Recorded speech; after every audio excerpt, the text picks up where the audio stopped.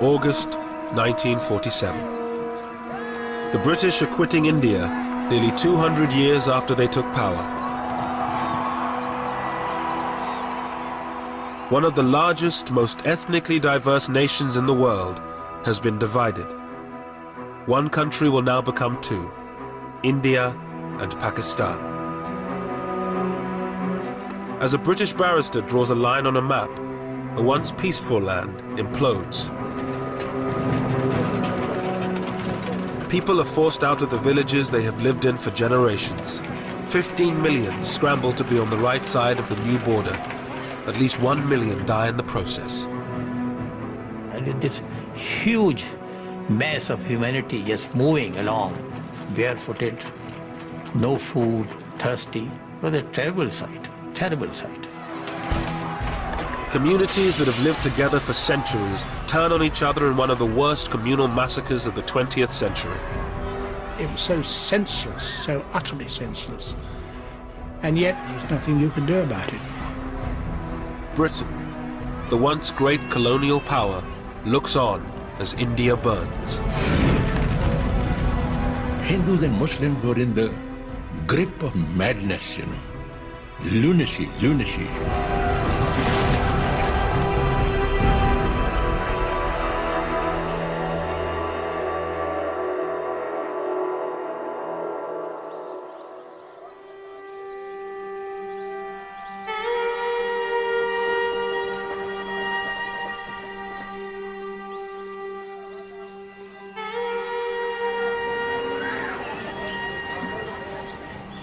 In 1946, British India was largely at peace. On the surface, there was communal harmony between Hindus, Muslims, and Sikhs.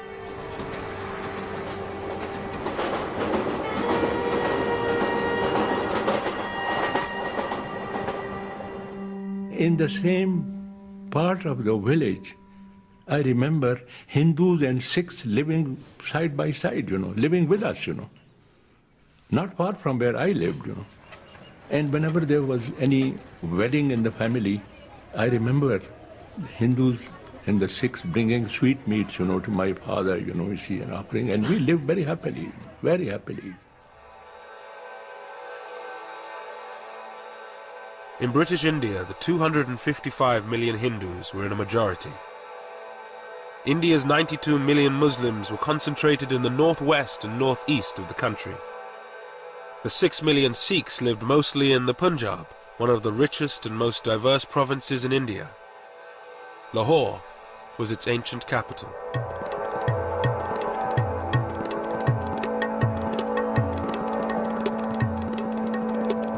Lahore was one of the most cosmopolitan cities in the country, a center for education and fashion.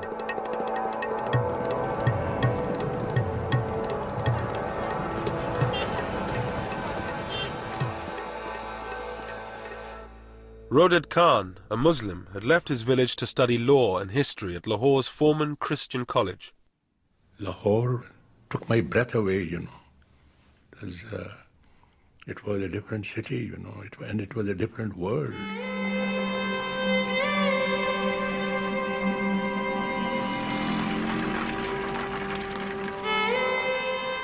It was a very liberal, very tolerant, very progressive institution.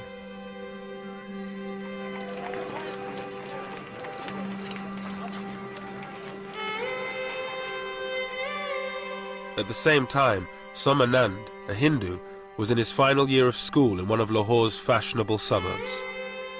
The fashions in Lahore became popular all over Punjab, not only in Punjab but in northern India.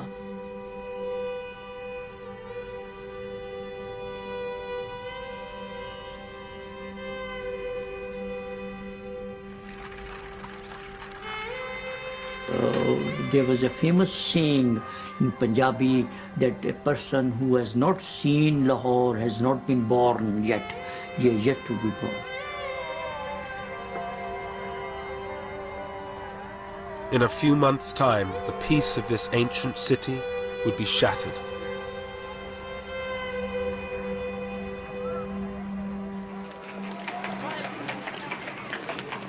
For nearly 200 years, Britain ruled over India's 380 million people. India was the centerpiece of Britain's empire, a source of money and power. For the British who were stationed there, life had changed little in decades.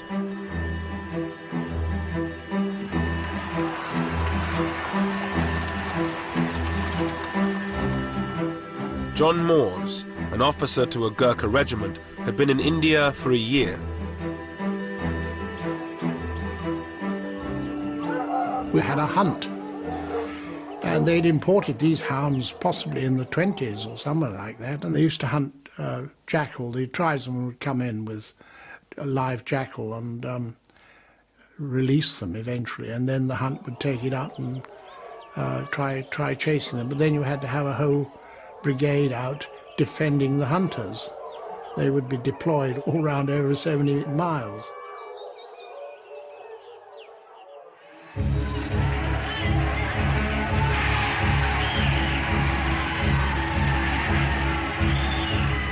For decades, Indians had fought to rid themselves of British rule.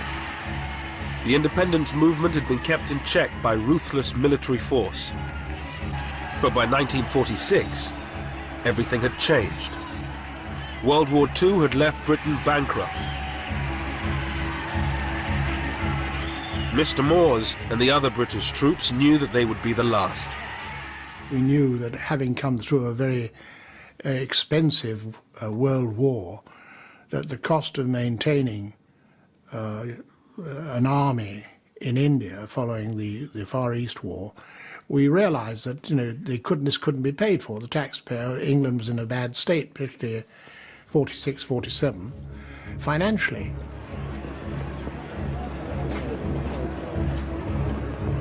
But India's independence leaders were divided over what should happen when Britain left. The Indian National Congress, under its leaders Pandit Nehru and Mahatma Gandhi, demanded a single state where all religions would live side by side. But many Muslims feared living under a Hindu majority. Even in the middle-class homes of Lahore, ancient prejudices ran deep. At one level, they had very cordial relations. Our Muslim neighbors were very good. They helped us, we helped them. But see, Hindus had a curious inhibitions.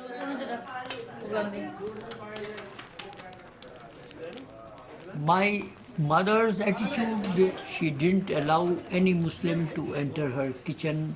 Any cooked thing from a Muslim home was not allowed to enter the kitchen. When she was eating, she would not allow her Muslim neighbors, the lady, to touch her. So such inhibitions and customs, they kept us apart. In Lahore's old city, Muslims were forbidden from drinking from the same taps as Hindus. Zahur Uddin, a Muslim, was a champion wrestler from the old city. बाकी असी लोग जाके लगले जांदे पानी पींदे सा ना वो छबील तो पानी गिलास ही कुछ ही सानी सन पियांदे वो ऐसा पानी भी नहीं सन पियांदे उन्होंने एक एडी एडी लम्मी नौजल रखी सी लोहे दी वो इत्थों फड़दे सन ते जिथे तुसीं बैठे हो ना उत्थों तक नौजल हुंदी सी इत्थों पानी पांदा सी ते असीं ऐसा पानी पींदे सा वो छूत तो भी सानू छूत समझदा सी Hindu. The Muslims were not getting enough jobs, education, they were not so education. They envied Hindus who had the best of jobs, and they always wanted. That's why the slogan of a Muslim homeland became very popular among the Muslims.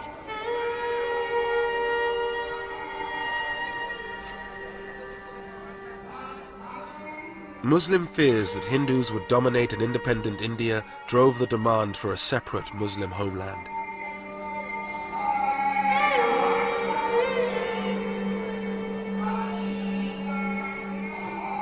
It was championed principally by one man, a 70-year-old British-educated barrister, Muhammad Ali Jinnah. his Muslim League demanded the division of India into two, one country for the Hindus and Sikhs and another for the Muslims. Once the British leave, and there will be a democratic form of government, you see, But in a democratic form of government, the Hindus will always be in a majority, and the Muslim will always be in a minority. We have no chance. Our minority will never be transformed into a majority, and the Hindu majority will always remain a permanent majority. Therefore, we have no chance. Pandit Nehru, the leader of Congress, toured the country arguing the case for a united India. The whole idea that India should be divided was based on a fantastic notion that religion constitutes nationality. Nayantara Sehgal lived with her uncle, Pandit Nehru. While I was growing up, the entire national movement, which had cut across religion, region, caste, class, sex, it had been a truly unifying experience. So for a person like me, it was an absurd idea that India should be divided. It made no sense of any kind.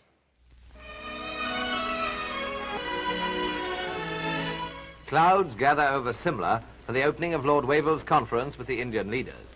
In March 1946, a British government delegation, the Cabinet Mission, arrived to negotiate between Congress and the League.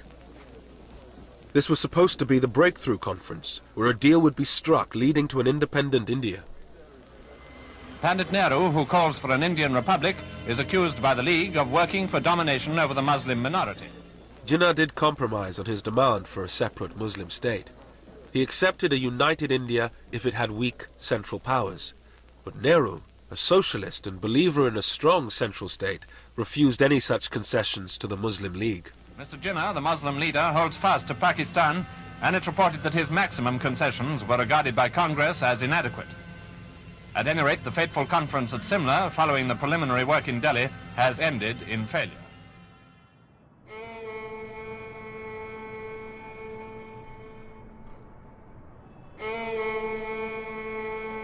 Calcutta, a stronghold of the Muslim League, August the 16th, 1946.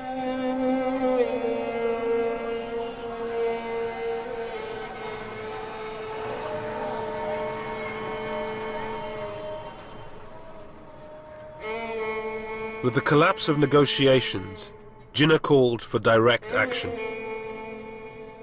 Thousands of Muslims gathered in the center of the city to demand a separate homeland, Pakistan.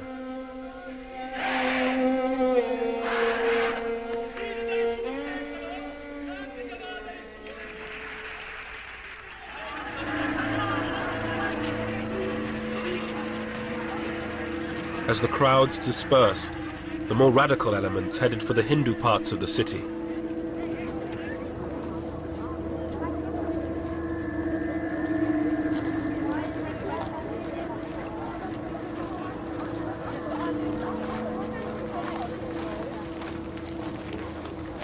I was thinking of going out for a stroll, and then all of a sudden I found some Muslim hoodlums. They came out, shouted, Nara-e Takbir, Allahu Akbar. Allah is the great master.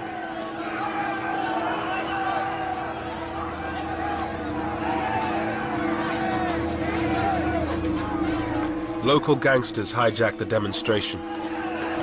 They whipped up the mob, and it turned violent.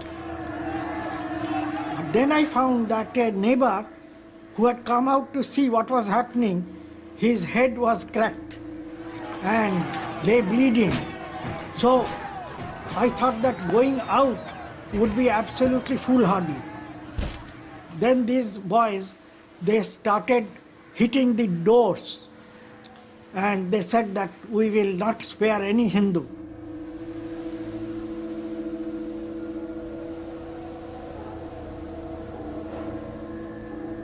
As the city erupted in communal violence, Muslim slaughter of Hindus turned to Hindu slaughter of Muslims. Shankar Ghosh, was covering the riots for a Calcutta newspaper. A jewelry shop was surrounded by a crowd armed with iron rods.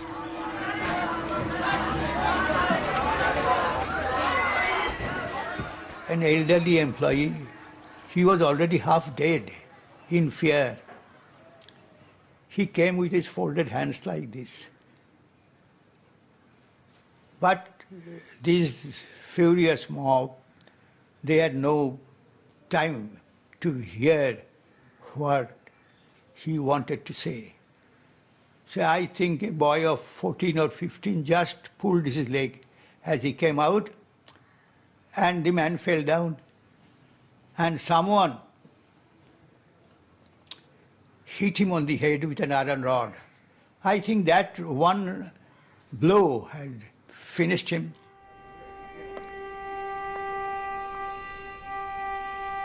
Around 5,000 people were killed in 3 days of rioting.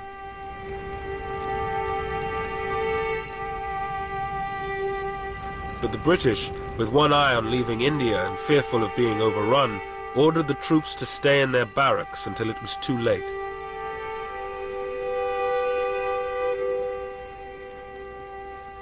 We had absolute faith in British authority. We had absolute faith in the peace that British had given us. For 3 days there was no sign of authority on the streets, and it was anybody could murder anybody.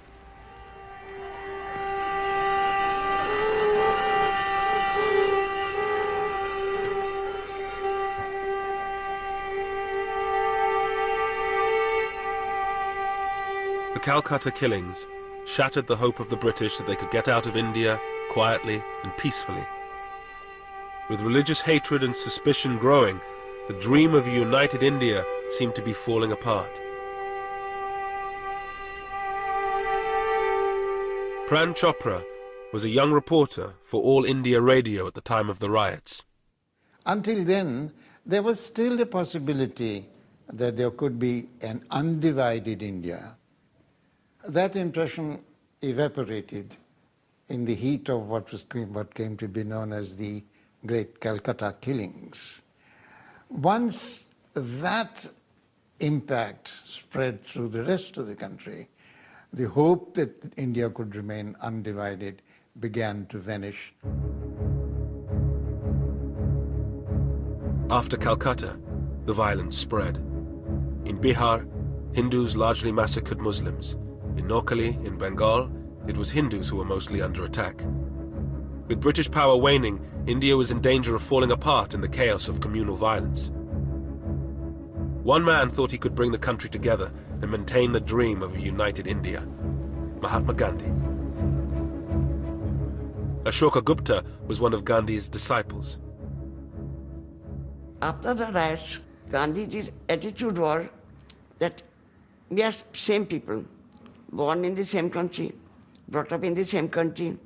We have believed in the community living. Whether you follow this faith or that faith, it doesn't matter. It's the humanity which concerns.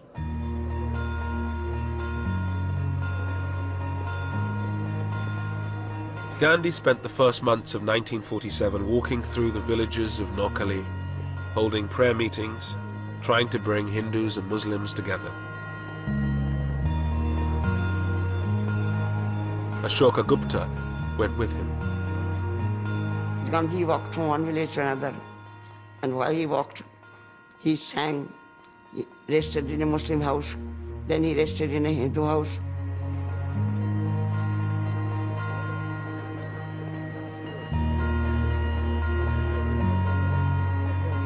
But the great pacifist and campaigner for independence was hardly the unifying figure he wanted to be. Gradually, the prayer meetings, the non-Hindus were absent. Shankar Ghosh reported the story for his Calcutta newspaper. The Muslims were not keen to come to him, were not keen to listen to him. And Before Gandhiji went on his morning trip from one village to another, they used to define the path, spread thorns, bones, etc. on his road. An advance party had to be sent because he was in Noakhali, he was not wearing any shoes. He was walking barefoot. Gandhi had always opposed constitutional concessions to Muslims. For many of them, he represented Hindu supremacy.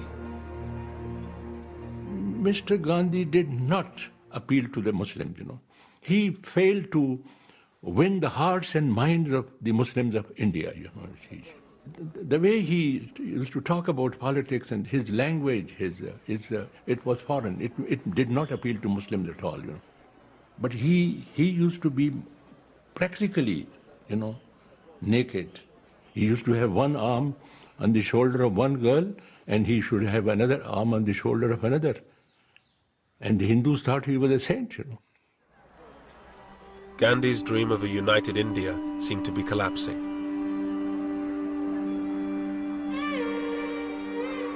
He was a sad man. I think nobody was listening to him. He was considered to be an incorrigible idealist who has no connection with reality.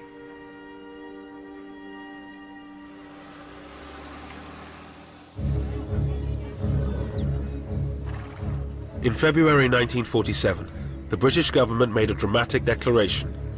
They would definitely leave India by June 1948. But there was still no agreement on how to give India to the Indians. With chaos spreading, they decided on a radical solution: to appoint a new viceroy. The scene is North Holt Airfield. The occasion, the departure of Lord Mountbatten of Burma, who was leaving for India with his wife. Before the new viceroy, there lay the task of holding office for the brief but obviously difficult period of just over a year until the date when Indians are to take full control of India. Everyone in Britain, I'm certain, wishes the viceroy all possible success in India. I was in school, and they said, you'll miss the last term of school, and we're taking you out in the middle of this term because Daddy's been appointed Viceroy of India, and so we're going out for probably a couple of years. And, thought we'd take you as well, because you can be useful.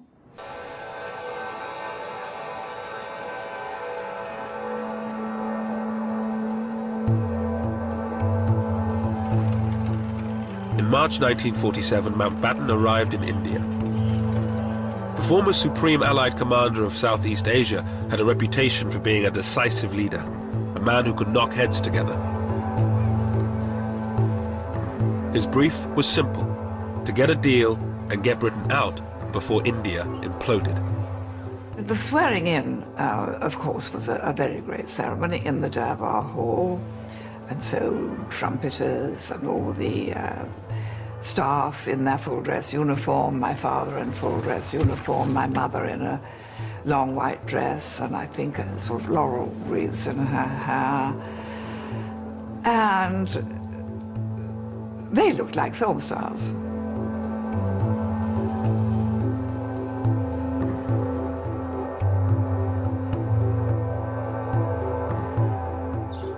The Viceroy, his wife Edwina the Vicereine, and their daughter Pamela moved into Viceroy's house in New Delhi with its staff of 5,000. In Viceroy's house, there were indoor gardeners. Now, the indoor gardeners just arranged the flowers in the vases and changed the water.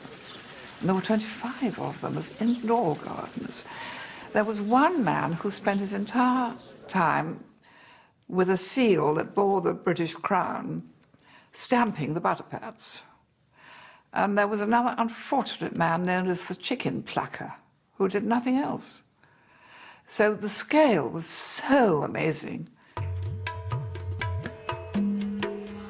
Narendra Singh Sarila was to become Mountbatten's aide-de-camp, his personal assistant. Among other things, his job was to assist on tiger hunts. Lord Mountbatten was a very articulate man, and he used to plan ahead what he's going to do. And he used to carry it through ruthlessly. Despite the formalities of life at Viceroy's house, Mountbatten seemed like a new breed of Viceroy. First of all, his background helped him, because everybody knew that he was cousin of the king. But still, he acted without any airs. And I think that impressed Indians, because other viceroys kept, their sort of upper lip and that sort of thing. And I think that helped to impress people. Well, the first thing that was different with my father and mother was that when they were entertaining, I mean, they were in India, they invited Indians, which had never happened before. I mean, yes, of course, Indian princes were entertained, but the ordinary Indian ministers and lawyers and doctors or whoever had never been invited, so that was quite a new thing. On the personal level, Dickie was a very charming, very handsome, very lovable person who met one very informally, and when one was very young and rather nervous in front of important people, he could put one at one's ease. He was awfully sweet.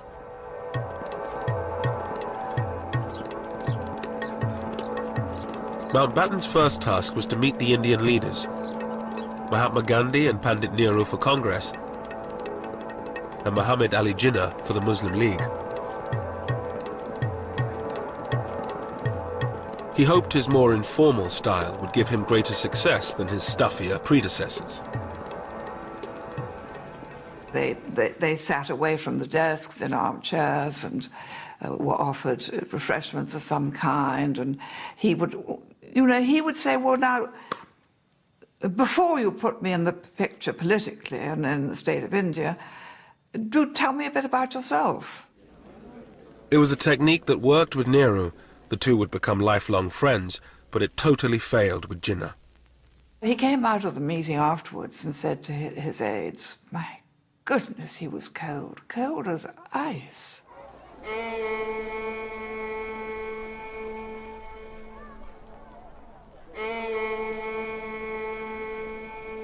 There were now constant negotiations.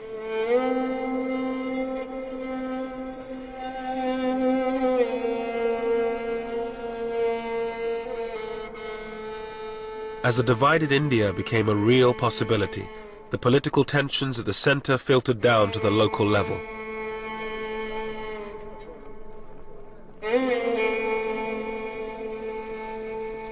The Punjab was worst affected. The province was one of the wealthiest in India. Hindus, Muslims, and Sikhs all claimed it as their own.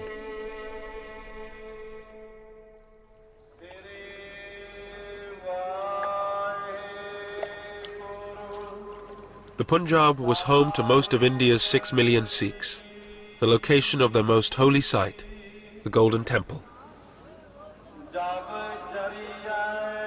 The Sikhs' great fear was that if India was divided, the Punjab, with its Muslim majority, would end up in Pakistan. For Sikhs, it was unthinkable that they would be ruled by the Muslims, historically their enemies.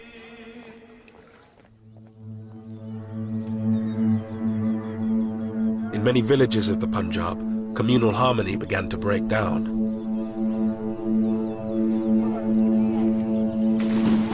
Aridaman Singh Dillon was living in a mixed Sikh-Muslim village. I had Muslim friends, and we used to play together. And there was nobody from our families put any obstacles between us. But when the strife began, then I was prohibited from going out with my Muslim friends. But we would sneak away and often will get caught and scolded. My grandfather, he noticed us going about playing around in the fields. We tried to hide, But ultimately he found out and I was giving a good thrashing and scolded. ਭਾਈ ਜੱਸਾ ਸਿੰਘ ਜੀ ਭਾਈ ਨਿਹਾਲ ਸਿੰਘ ਜੀ ਇਹ ਆਪਾਂ ਨਿਰਣਾ ਲੈਣਾ ਹੈ ਕਿ ਸ੍ਰੀ ਗੁਰੂ ਗੋਬਿੰਦ ਸਿੰਘ ਜੀ ਦੇ ਮਹਾਰਾਜ As a young boy, he watched local politicians stir up divisions between the communities for their own ends. ਸਾਡੇ ਜਿਹੜੇ ਹੌਸਲੇ ਉਹ ਬੁਲੰਦ ਹੋਣੇ ਚਾਹੀਦੇ ਨੇ ਸਤਿ ਸ੍ਰੀ ਅਕਾਲ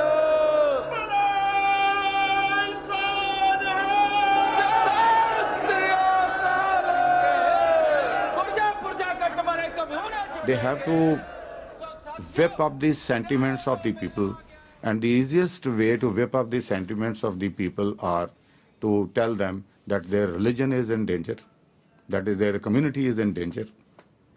What else would they tell? To hoodwink people, to get votes out of them, to get support out of them. The people had to be hoodwinked, and politicians do this.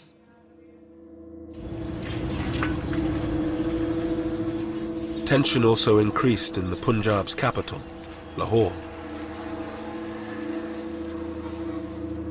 Student Somanand always had a lot of Muslim friends.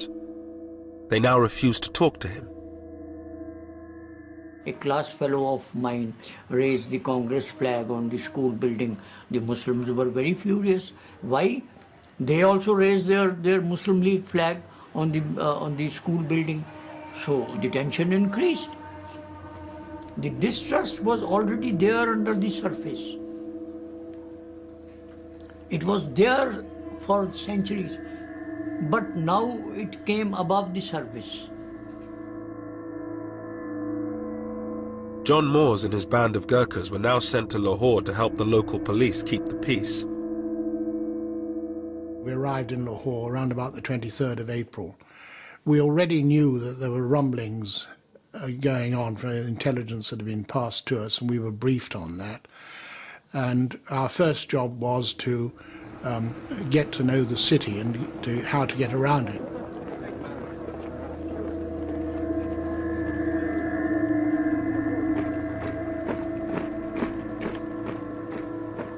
We had orders that we were to stay armed, and you'd have to go to a dance or have dinner out somewhere with a 845 revolver strapped on, because there was already talk about people having reprisals.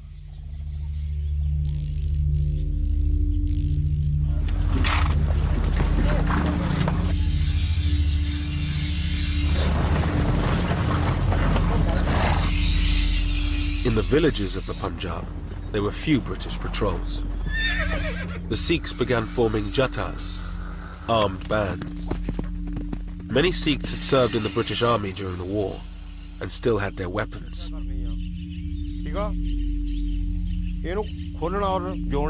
These ex-soldiers began to train their Sikh brothers to prevent a Muslim takeover of the Punjab. Jatadar Shingara Singh had recently been released from prison where he served time for assault. He lived in a Sikh majority part of the Punjab. फौजी साढ़े आप एक अपना फौजी साढ़ा भरा ही लगता है लोग तो वो बड़ा को दादा ना बहुत फौजी आ गए चलानी आप ही चलान बड़ी ज्यादा फिर उन्हें चंगी तरह सब दसता भी इदा इदा करो इदा करो सानू मतलब इधर पा के दिखाया हुआ है नहीं वहाँ कोई चलानी रोग हो गए चलानी दुगला लगला वो ला इधर कंधा ला पड़ा लोला ले लेना A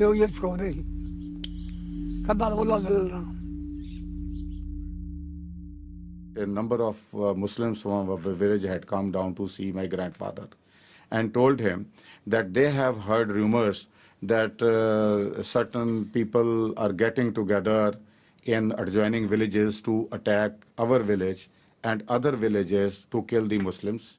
Aridaman Singh Dillon came from a long line of Sikh warriors. His ancestors had been imprisoned by the British. His grandfather, the village head, refused to join in the wave of communal violence. A committee of Sikh, Hindu and Muslim people were created, and they were given small arms like lances and axes. We had a couple of guns, and the basic reason for doing this was to guard their own village. against the people coming to loot the Muslims of that village and to guard their Muslim friends. And every night they would hold the patrolling throughout the village to guard the village and the Muslims.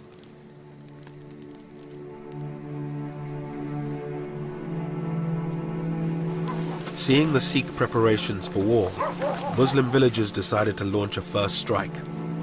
In March 1947, Sikh villages around Rawalpindi came under attack. ਝਾੜੀਆਂ ਕੋਲ ਵੱਡੇ ਆਦਮੀ ਦਿਸਣ ਲੱਗ ਪਏ ਅੱਲਾਹੁ ਅਕਬਰ ਯਾ ਅਲੀ ਅੱਕਾ ਅੱਲਾਹੁ ਅਕਬਰ ਯਾ ਅਲੀ ਨਾਲ ਹੀ ਉਹਨਾਂ ਦੇ ਕੁਲਾੜੀਆਂ ਹੁੰਦੀਆਂ ਸਨ ਕੁਲਾੜੀਆਂ ਉਹ ਉਛਾਲ ਰਹੇ ਸਨ ਔਰ ਬੜੇ ਮਤਲਬ ਯਾਨੀ ਐਗਰੈਸਿਵ ਸਨ ਬੜੇ ਗੁੱਸੇ ਵਿੱਚ ਸਨ ਜਿਸ ਤਰ੍ਹਾਂ ਕਿ ਸਾਨੂੰ ਖਾਈ ਜਾਣਗੇ ਤੇ ਸਾਡੇ ਵਾਸਤੇ ਵੀ ਇੱਕ ਨਵੀਂ ਗੱਲ ਸੀ ਕਿ ਸਦੀਆਂ ਤੋਂ ਅਸੀਂ ਉੱਥੇ ਲੋਕ ਰਹਿ ਰਹੇ ਸਨ ਕਿ ਹੋਇਆ ਕੀ ਹੈ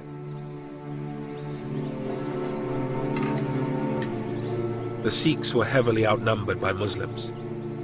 Their biggest fear was that their women would be taken away, converted and raped.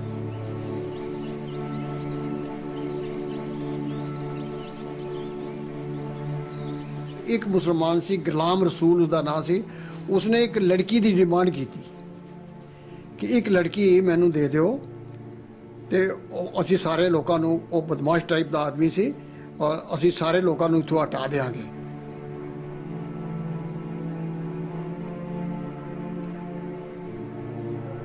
The women of the village went into hiding. Bir Bahadur Singh's father decided to act to save the honor of his village. His teenage son looked on. 10 ਸਾਲ ਤੋਂ ਲੈ ਕੇ 40 ਸਾਲ ਦੀ ਤੱਕ ਜਿਹੜੀਆਂ ਸੁਨੱਖੀਆਂ ਸਨ ਸਾਡੇ ਇਲਾਕੇ 'ਚ ਬੜੀਆਂ ਔਰਤਾਂ ਸੁਨੱਖੀਆਂ ਹੁੰਦੀਆਂ ਸਨ ਪਹਾੜ ਦਾ ਨੀਮ ਪਹਾੜ ਦਾ ਇਲਾਕਾ ਸੀ ਤੇ ਉਹ ਸਭ ਤੋਂ ਪਹਿਲਾਂ ਆਪਣੇ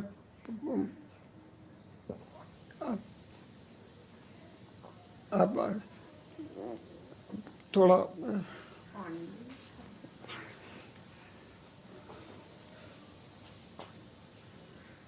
ਆਵਾਜ਼ ਮਾਰੀ ਸਭ ਤੋਂ ਪਹਿਲਾਂ ਆਪਣੀ ਬੇਟੀ ਨੂੰ ਮਾਨ ਬੇਟਾ ਆ ਜਾ ਮੇਰੀ ਭੈਣ ਮਾਨ ਕੌਰ ਜਿਹੜੀ ਮੇਰੇ ਕੋਲ 2 ਸਾਲ ਵੱਡੀ ਸੀ 18 ਔਰ 19 ਸਾਲ ਦੀ ਸੀ ਔਰ ਬੈਠ ਗਈ ਮੇਰੇ ਪਿਤਾ ਜੀ ਨੇ ਖੰਡਾ ਜਦ ਕਰਨ ਲੱਗੇ ਤੇ ਉਹ ਵਾਰ ਜਿਹੜਾ ਸੀ ਉਹ ਲੱਗਿਆ ਨਾ ਵਾਰ ਲੱਗਿਆ ਨਾ ਰੱਬ ਜਾਣੇ ਮੂੰਹ ਆ ਗਿਆ ਔਰ ਕੀ ਹੋ ਗਿਆ ਮੇਰੀ ਭੈਣ ਨੇ ਆਪਣੀ ਗੁੱਤ ਇੰਝ ਕੀਤੀ ਔਰ ਮੇਰੇ ਪਿਤਾ ਜੀ ਨੇ ਬੜੇ ਗੁੱਸੇ ਨਾਲ ਉਹਦਾ ਦੁਪੱਟਾ ਇੰਝ ਕੀਤਾ ਔਰ ਮੋਰੀ ਕਿਰਪਾਨ ਔਰ ਸਿਰ ਉਹ ਪਰੇ ਸੀ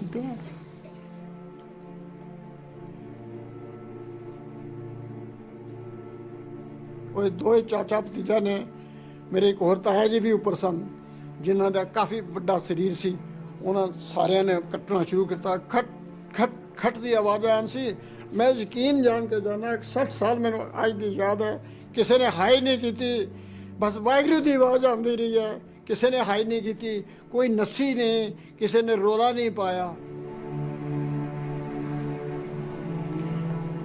Such scenes were repeated throughout the western Punjab in March and April 1947.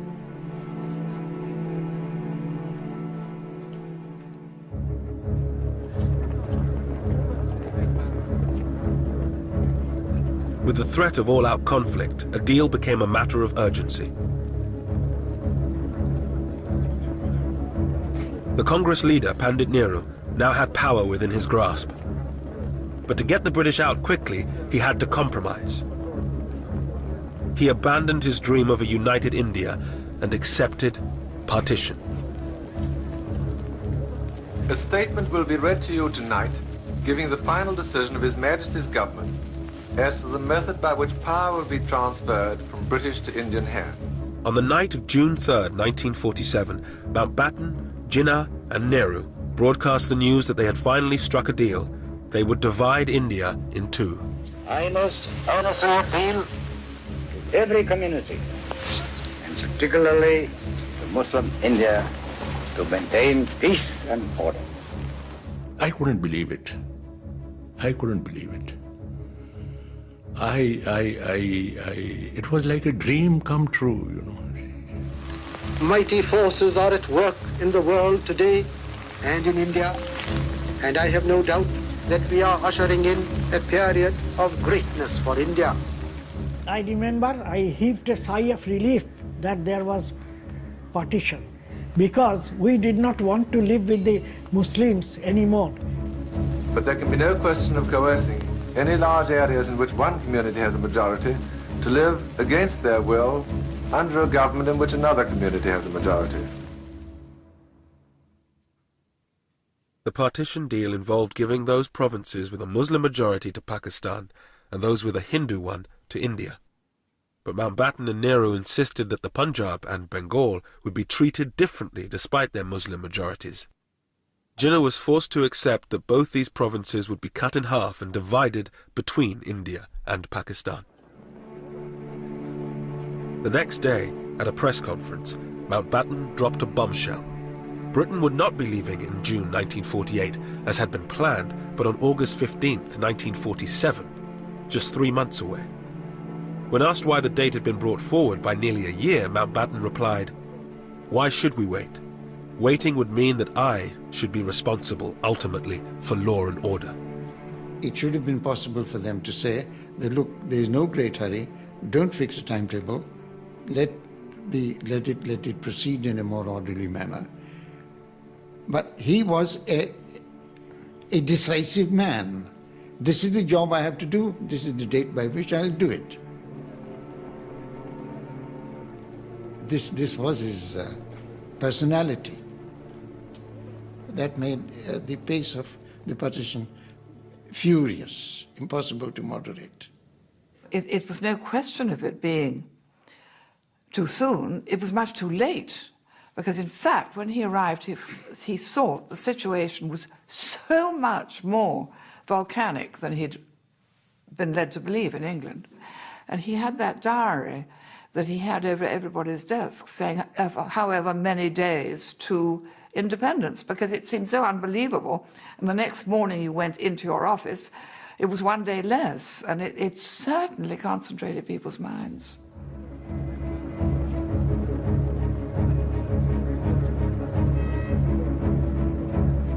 But with 3 months to go, no decision had been made on one crucial matter: where the border between Pakistan and India would lie.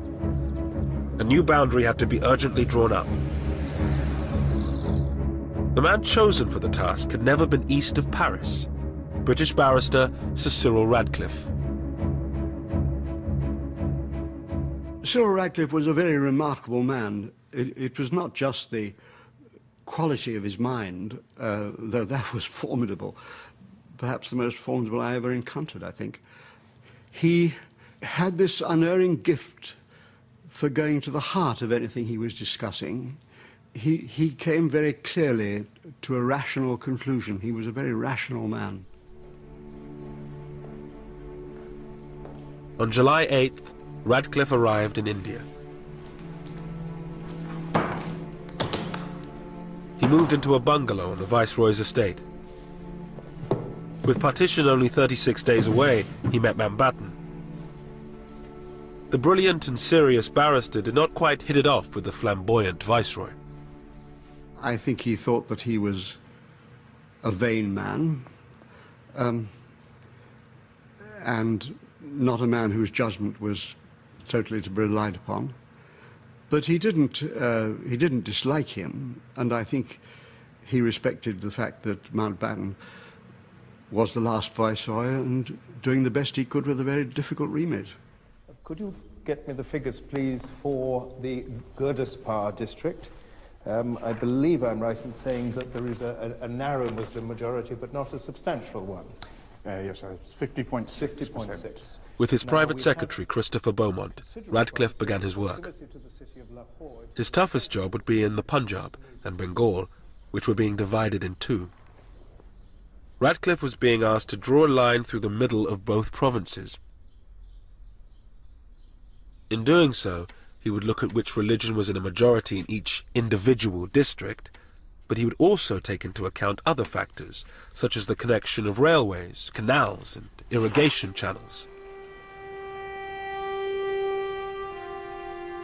In the streets of its great capital, Lahore, there was uncertainty over which side of the city the border would fall.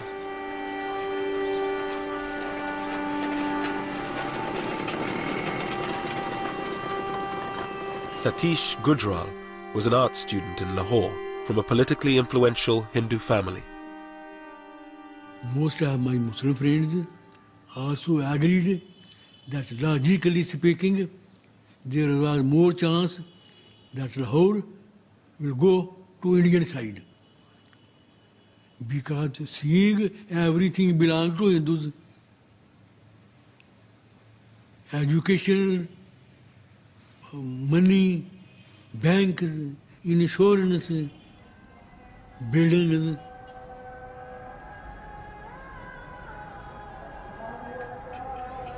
या मौला जी दोवां कन्ना ही फिर लाहौर सानू पाकिस्तान च लिया असीं इत्थे ही रहिए असीं घरों बाहर ना निकलीए सारियां कबरां भी इत्थे निकल गईयां असीं ते मरांगे इत्थे घरों बाहर ही निकले ना किते गए ने ना किते आए ने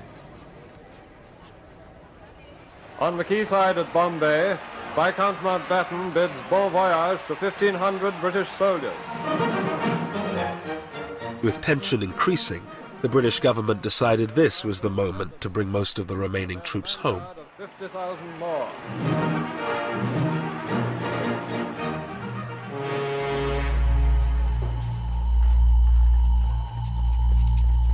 With just over a month to partition, tension on the streets of Lahore began to turn to violence. There was a date and everybody then knew that do whatever you can now, because after this date you won't be able to do it. Whether it's looting Muslims or looting Hindus, whatever it might be. So therefore the date itself became a driver. With the borders still to be decided, Muslims, Sikhs and Hindus began to clear their neighborhoods of anyone not of their community. माहौल जो खराब होंदा गया फिर इहो ही होंदा गया कि इत्थों जेह्ड़े मुंडे सन ना वो रेहड़ी ते वड्ढ के ना वड्ढ वड्ढिया करके एक अद्धा बंदा लग्गेआ कोई इधरों फस गया उन्होंने वड्ढ के बोरी पा के इत्थे लिया के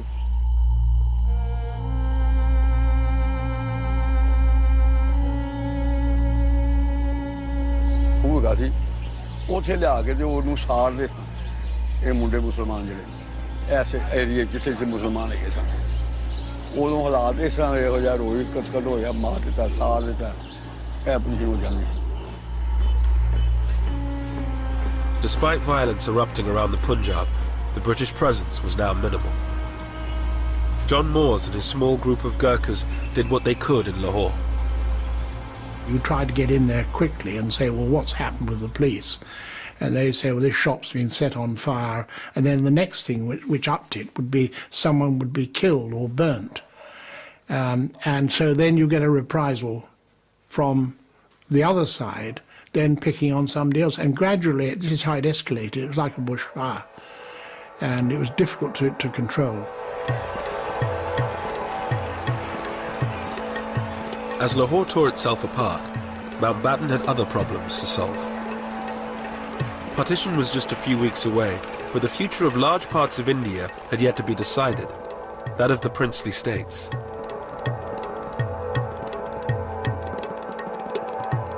Ruled by princes, these semi-autonomous states were dotted around India. They had been allowed to run their own affairs in return for their loyalty to the British Crown.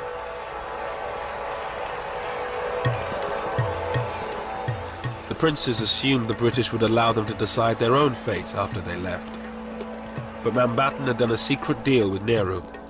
He would hand most of them over to India. Narendra Singh Sarila, then a young prince, attended the meeting where Mountbatten announced their future. In July 47, my father said that the last Chamber of Princes meeting is going to take place in Delhi, in which Mountbatten will address the princes. It is an important meeting. You go, you deputize for me. You know, he was trying to build me up. On July 25th, the princes gathered to hear what Mountbatten was offering them.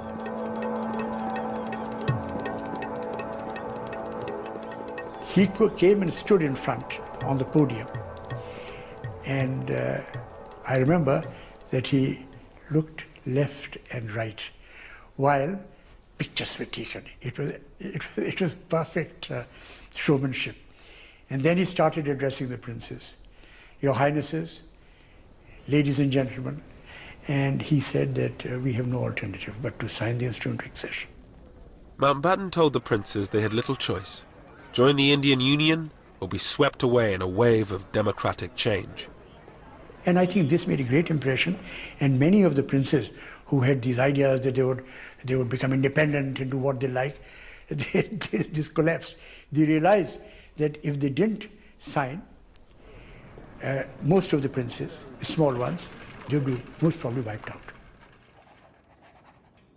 With the princes in the bag, the partition settlement was nearly complete. All that remained was the final border, down to Sir Cyril Radcliffe. I think it was the loneliness of the decision which I remember him talking about. It wasn't a single decision, it was a series of decisions about where the line should be drawn. These decisions were going to be his, and he had to take responsibility for them. And I think he found that a lonely experience by comparison with some of the things he'd done. Sir Cyril had no time to see what was happening in the lands he was dissecting. His approach to drawing up the boundary, separating majority Hindu Sikh areas from majority Muslim ones, almost certainly encouraged the religious cleansing of entire districts. There were areas where the margins were not very great. Therefore, the majority in those areas wanted to make sure that the process didn't get fudged with small numbers. So drive the minority out, whether it is Hindu or Muslim minority, to make sure that this bit of territory doesn't slip out of your hands.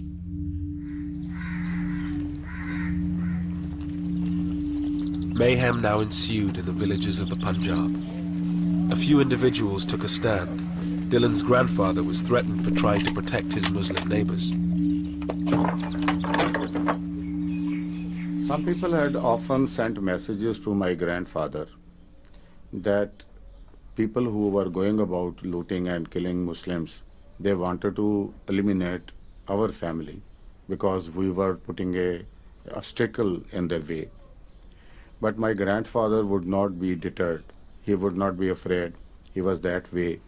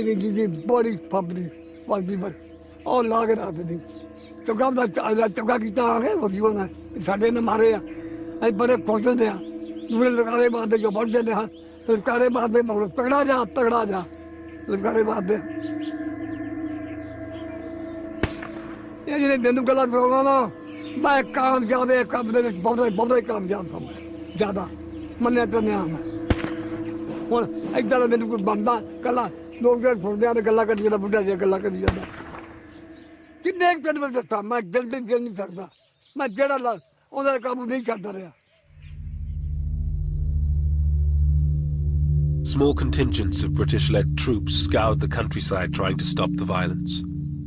But by then, there were just too few to make a difference. One had messages coming in all the time by hand, written messages. I can remember one, it was rather a sad, pathetic note by some chap who could write a little bit of English. And he had been in the Indian Navy. And on a scrap of paper, this came in one day saying, I'm home on leave at this particular village. And my name is so-and-so, my number is so-and-so, please can you come and help us, because we are going to be attacked. But by the time we located the village, we got there and the village had been attacked and I couldn't find this man. A lot of people were killed. So it was that sort of message. It was sad, you know, people desperate for help and knew where we were. But when I say we were only 100 people. I mean, the whole area was something like, what, 50,000 square miles? One village I went into where we knew there was something afoot. I hadn't been told to go there. I was coming back at the end of a patrol and I saw vultures circling, and so that was usually a pretty good indicator. And got into the village and sure enough it had been completely decimated. The well was full of bodies. One woman had been pregnant and she'd been carved open completely and breasts had been cut off, and awful atrocities. ਮਾੜਾ ਲੱਗਾ ਉਹ ਸਾਨੂੰ ਉਹ ਗੱਲ ਨਹੀਂ ਨਾ ਮਾੜੀ ਲੱਗਣ ਦਿੰਦੀ ਸੀ ਸਾਡੇ ਬਾਰੇ ਉਹ ਤਾਂ ਸਾਡੇ ਬੰਦੇ ਆਏ ਨਾ ਉਹ ਤਾਂ ਇੱਦਾਂ ਹੀ ਸਾਨੂੰ ਮਾਰੀ ਜਾਂਦੇ ਆ ਅੱਧੇ ਜੀ ਮਾਰਦੇ ਆ ਉਹ ਨਹੀਂ ਮਾੜਾ ਲੱਗਣ ਦਿੰਦੇ ਇਹਨੇ ਚੰਗਾ ਹੁੰਦਾ ਜਰਾ ਇਹਨੇ ਚੰਗਾ ਹੁੰਦਾ ਹੈ ਜਿੰਨੇ ਬੰਦੇ ਜਿਹੜੇ ਚੰਗਾ ਹੀ ਆ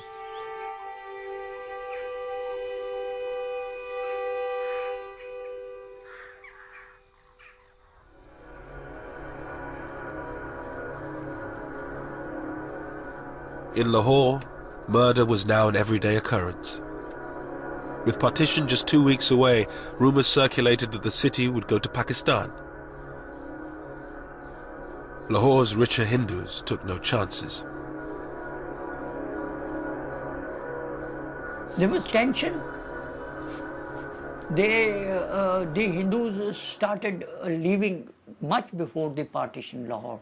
They knew that Lahore would go to Pakistan. They started leaving the city, but they pretended that they are not leaving. They kept their drawing rooms as it was there. All the sofas and all the furniture was there. In the hearts there was a hope lingered that Lahore would be on this side.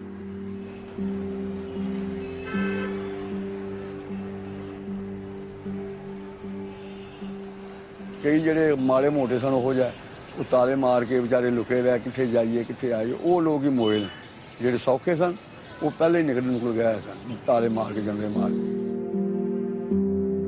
Som's father, a bank manager in Lahore, said if they could live under the British, they could live under the Muslims. I didn't want to leave. My father also didn't want to leave. He hoped. And he said, okay, all these people who are leaving, they are fools. They'll come back tomorrow.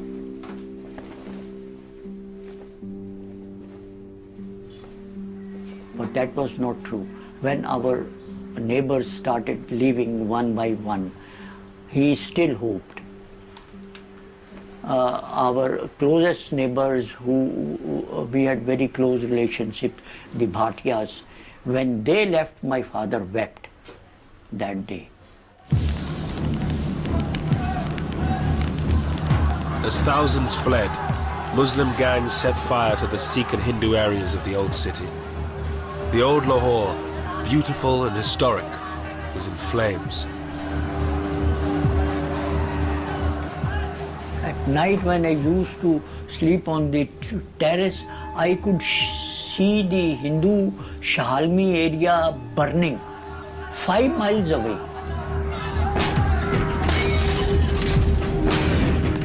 The flames could be seen. So high the flames were. Shahalmi was a thickly populated Hindu area. It was burnt down completely. And I could see 5 miles away the flames, the light, all that. And we were so terrified that night. All around my house, people were running. Children, adults, women. When I asked someone, he said, mobs are coming. and the area is on fire. He told me to run at once if you want to save your life.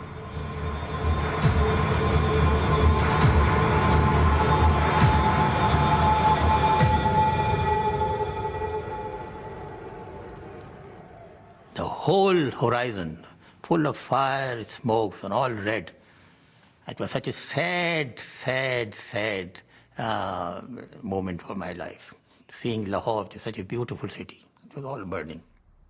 I have done what I can in drawing the line to eliminate any avoidable cutting of railway communications and of river systems, which are... On August 9th, Radcliffe had finished drawing up the border.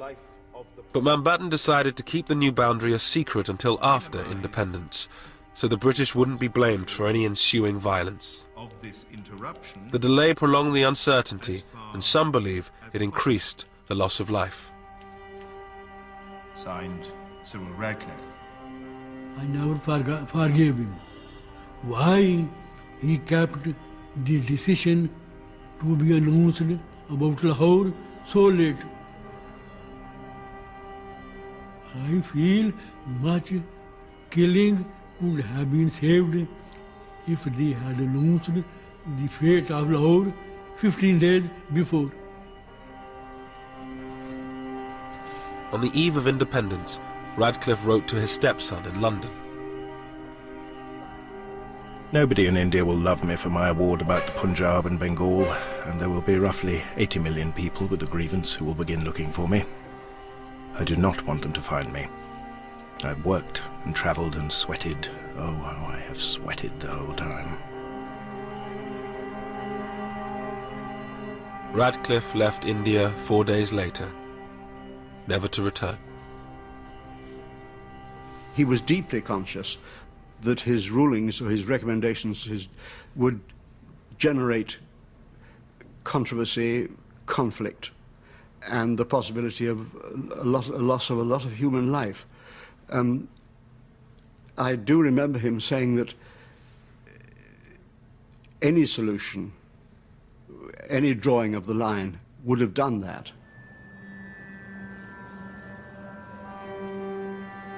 On August 14th, 1947, a new country was born on the subcontinent. Jinnah's dream of a Muslim homeland became a reality in Pakistan.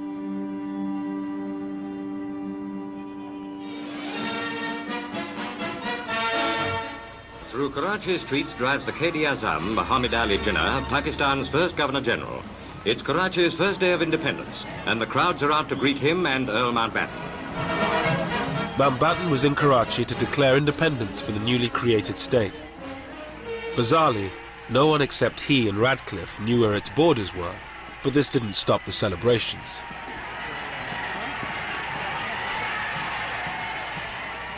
It never occurred to us that the Muslims of India will ever see the emergence of a sovereign, independent country, which they could call their own, you see.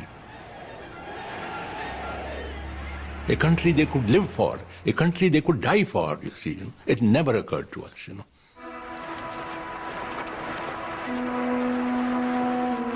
The next day, it was the turn of India to celebrate.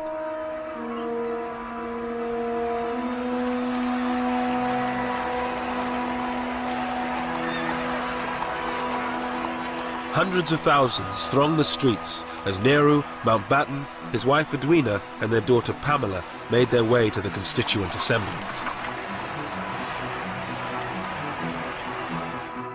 Unfortunately, when my parents arrive, they can't get in because the crowd is so thick, but so thick, that they can't open the doors. So there's no way for them to get in.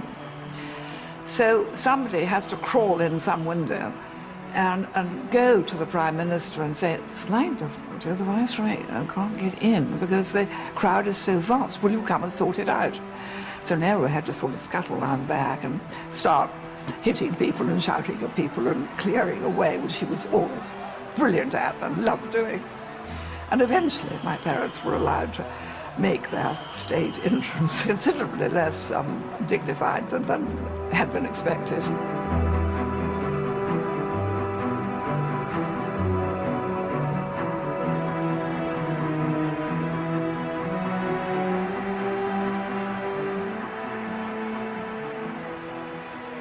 Well, you must remember that whatever the tragedy of partition, there are other aspects to it. I mean, it was an exhilarating occasion. There were millions of people out on the streets celebrating. For my uncle and for his colleagues, it was the realization, though not in whole but in part, of their lifelong dream, the cause to which they had given their entire lives. And here it was. Indian independence. But not everyone was celebrating. Gandhi, who for decades had struggled for a united independent India, lay fasting in Calcutta. His disciple Ashoka Gupta was with him. He was a disappointed man. He was a man in distress. And he found that whoever people went with him to start with, now are deserting him. The desertion by other leaders, I think, hurt him very much. He wanted to die. His attitude was, let me die.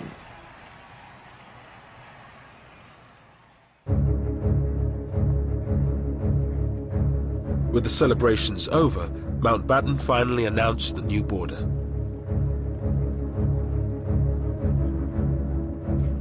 It sliced through the previously united provinces of Bengal and Punjab. Lahore was given to Pakistan, a disaster for the city's few remaining Hindus. We were dejected and we were so sorry because, see, those Hindus, by that time, Hindus had realized that it would not be possible for them to stay in Pakistan.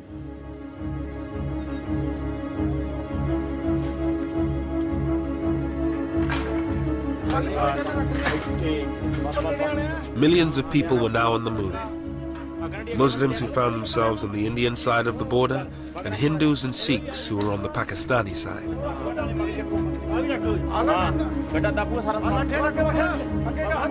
They packed their belongings onto bullock carts and left the villages they had lived in for generations.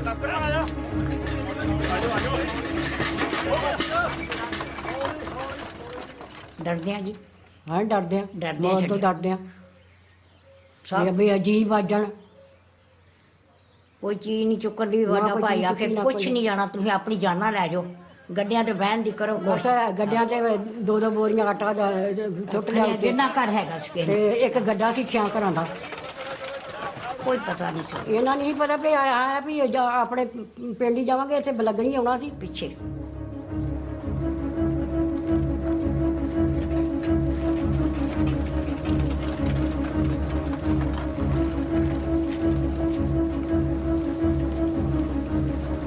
The refugees formed human caravans called kafilas.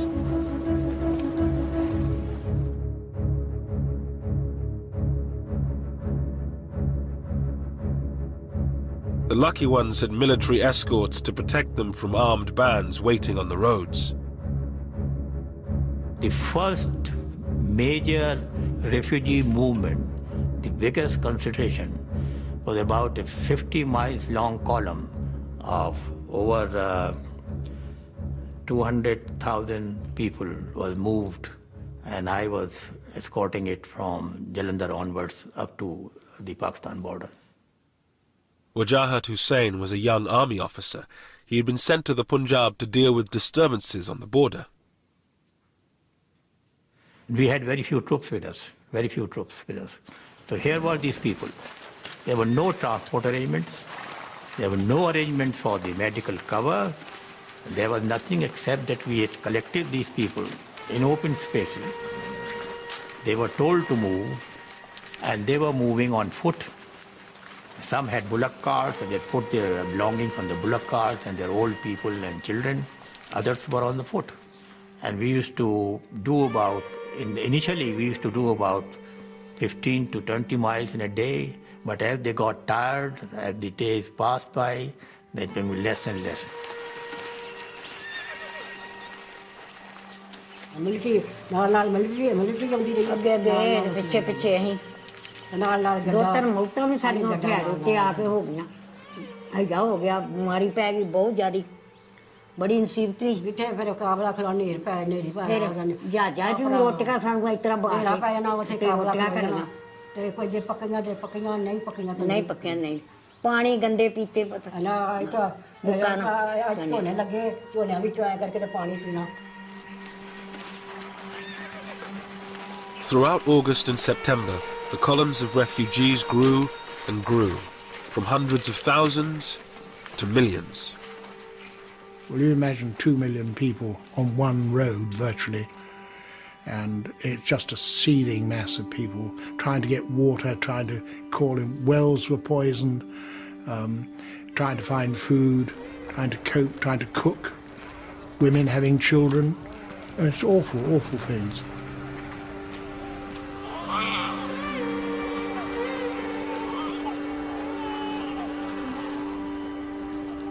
And of course they often try to stop us and to ask for help, and sometimes, if depending what we were doing, we'd stop and say, what's the matter, what do you want? And then they'd say, we've no food, and we say, well, I'm sorry, I can't do anything for you, because that wasn't our job. We just didn't have any food to give them.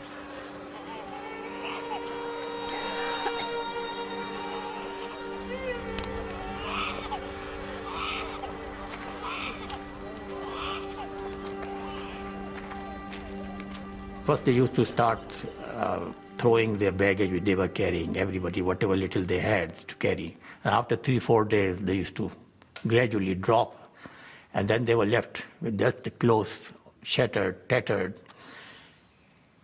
And lastly, the mothers leaving their small babies. That was our biggest problem. And there were these crawling babies, and on the side of the road with these thousands and thousands of people just moving. It was a terrible sight, terrible sight.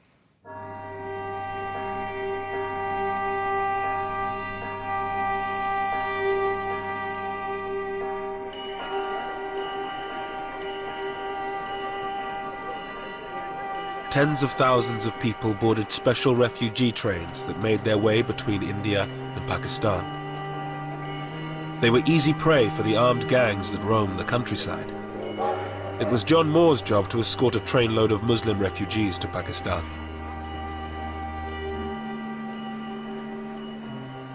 It wasn't a train, it was just a lot of coal wagons, steel coal wagons, and this of course is August, which is pretty hot. And we loaded up these wretched refugees.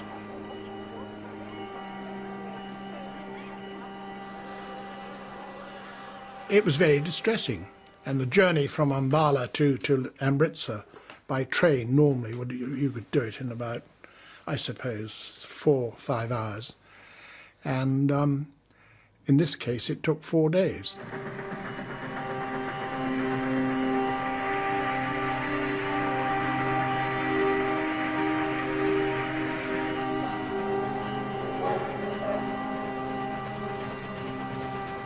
There was no water, very little water on the way. We had our own supplies of water for the 3 platoons, but we had a job to do, and we couldn't help them.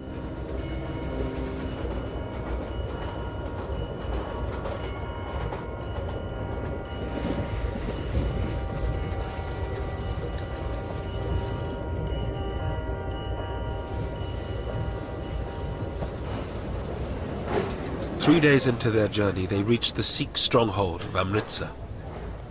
Just 14 miles from the border, they were forced to stop to pick up water.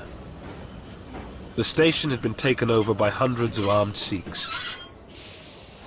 Amritsar station was crawling with, it was packed, it was like sardines, right across, not just the platforms, but across the tracks. They all had weapons of some sort or another. Some were old blunderbusses, some were fairly modern rifles, spears, swords. They were shoulder to shoulder crowds, and pushing and shouting and screaming, and you realized that you were just going into a hell, and if you didn't look tough, you were for trouble, because they would then have gone for us before the refugees. And I said the thing to do is to get the grenades out, let them see. A lot of them are ex-soldiers, these people here, the weapons they were carrying. Let them see you priming grenades, prime the grenades, and that they'll know you mean business then. And doing that, the crowd sort of melted back and away and left us clear. And I suppose we must have been in the station for about 4 hours, something like that. And just as dawn was breaking, we managed to pull away the engine to do the last 14 miles.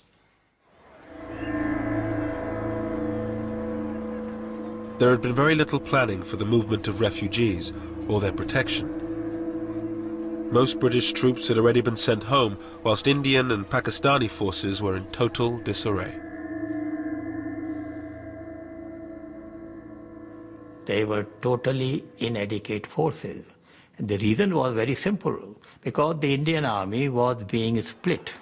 At the same time, don't forget that the troops were also concerned about their families, because wherever they came from, the trouble was going on in their homes also. So they were very much concerned. And most of them were on leave, or they were on the process of joining their new unit, or they had already joined. So very few bodies on the ground, really speaking, available to us to deal with the job.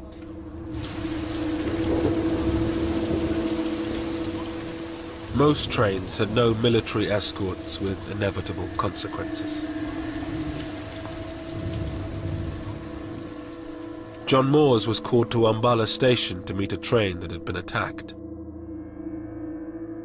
This was a trainload of, 500, 600, 700 people, most of whom had been killed, slaughtered, mainly elderly people, young children, young women, and they had been attacked and slaughtered, shot.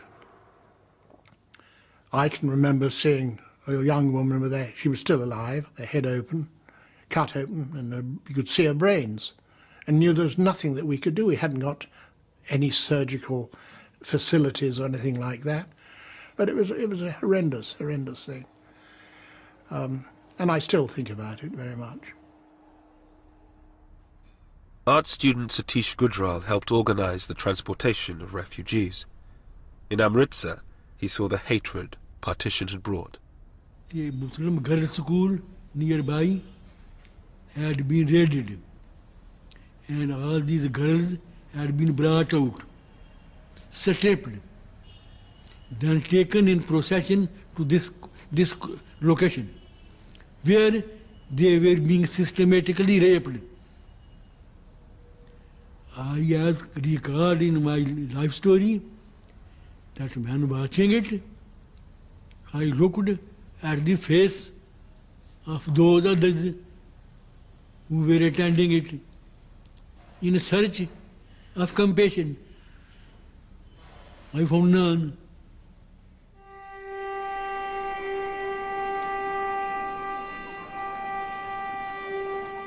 In the coming months, around 15 million people made the journey from one side to the other.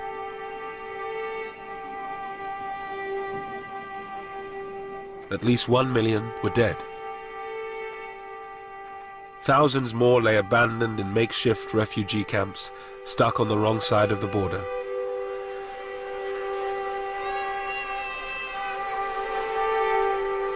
The Viceroy now led the relief effort. My mother was forever visiting the Punjab. She visited in 5 months.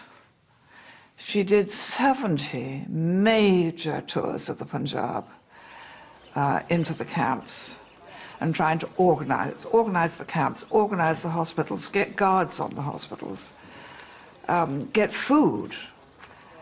And they soon learned that tell Lady Mountbatten something or answer one of her questions and something will happen.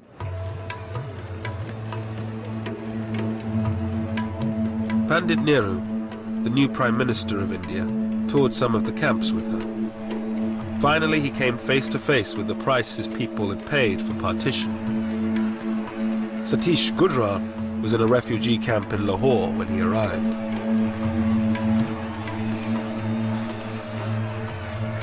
I vividly recall everything graphically. There the refugees wanted to kill him. He was shocked. A man who grew up as the darling of the people was going to be killed by the same people. I had been in pro-Nehru fellow, but that evening I did not feel, because I thought for the leaders having been truly responsible for all this havoc. So I thought he was only harvesting what he had sowed. So that first time that day, I felt no reverence toward him.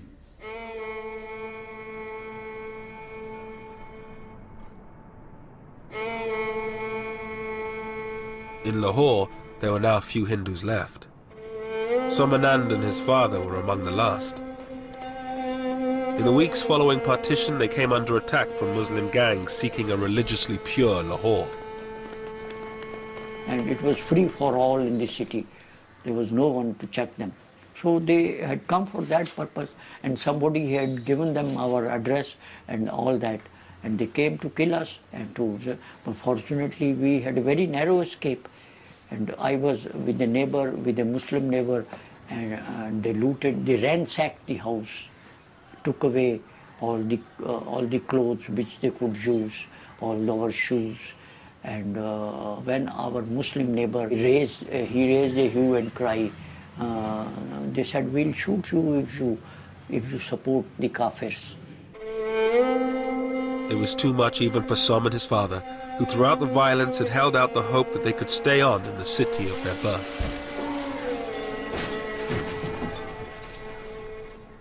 Then we decided to go to Delhi straight away. Went to the airport and came to Delhi with our 2 clothes, nothing. We left in a plane. My father bought 2 tickets for Delhi. I saw our houses when the plane went up and flied over Model Town. I wept.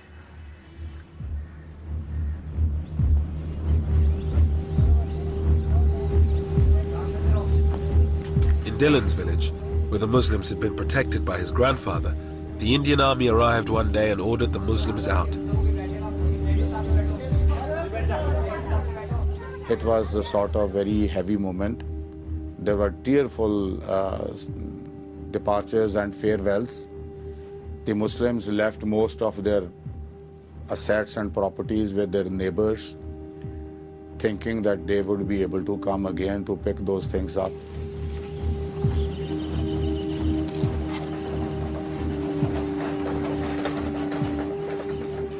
Initially, the people felt very remorse about their going. But then, in a couple of days, sort of they try to occupy their homes. They try to take away whatever they had left.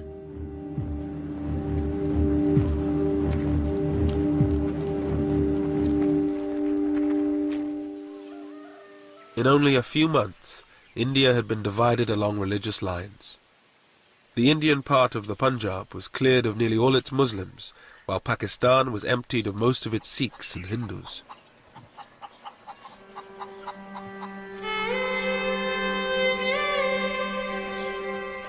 Lahore, once one of the most mixed cities in all of India, was now home only to Muslims.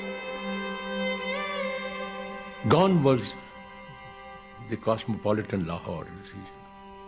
Gone was liberal, tolerant, progressive Lahore, you see. But I think culturally, Lahore suffered, you see. It was a great city in those days. It was a great city in those days.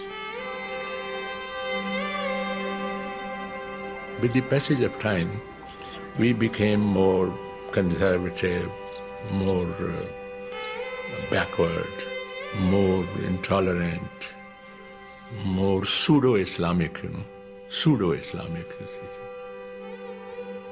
I think the primary responsibility is of the Hindus who didn't treat the Muslims as their equals.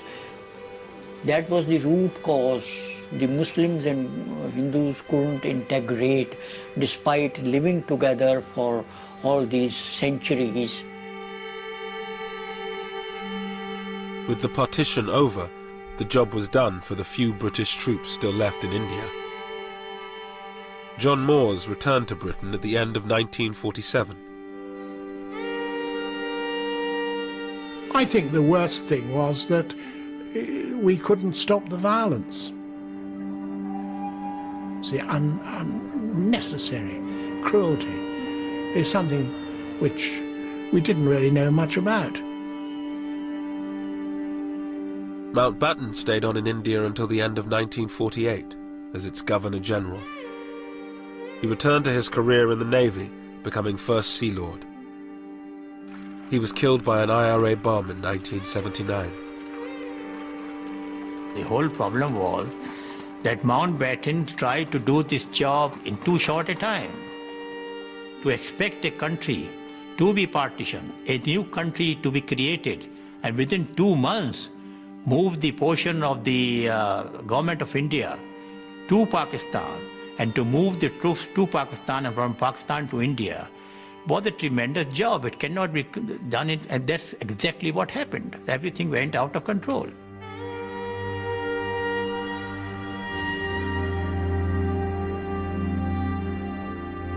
Satish Gujral, the art student from Lahore, became one of India's greatest painters.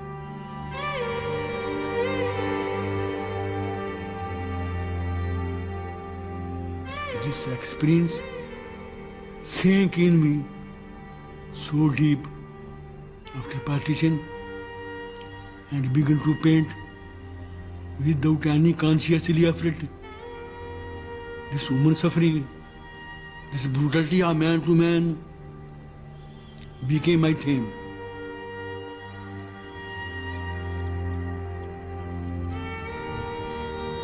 The border created in 1947 would become the focus for 3 wars and 60 years of animosity between the government of India and Pakistan.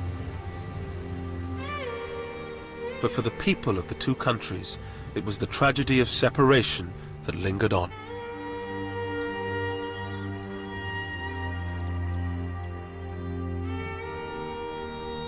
I missed my friends.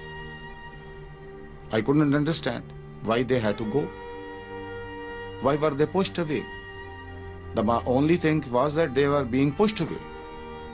I knew they were not going happily, so I couldn't understand why. And I still think, why?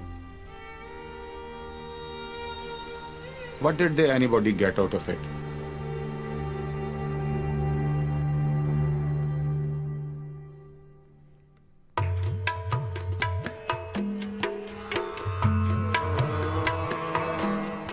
And on BBC 4 at 11 in Midnight's Grandchildren, 3 British teenagers travelled to the Punjab to see how their families were affected by partition.